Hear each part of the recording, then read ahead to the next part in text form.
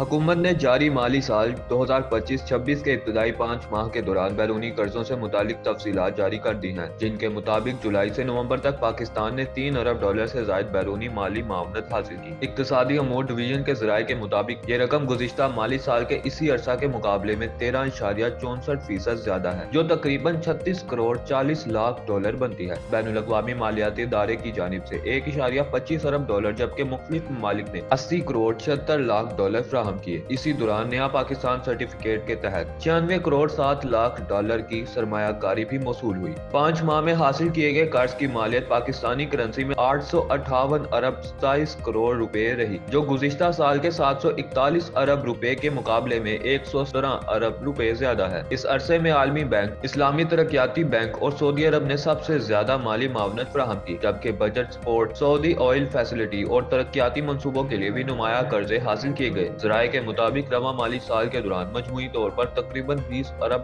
کی بیرونی مالی معاونت کا تخمینہ لگایا گیا ہے۔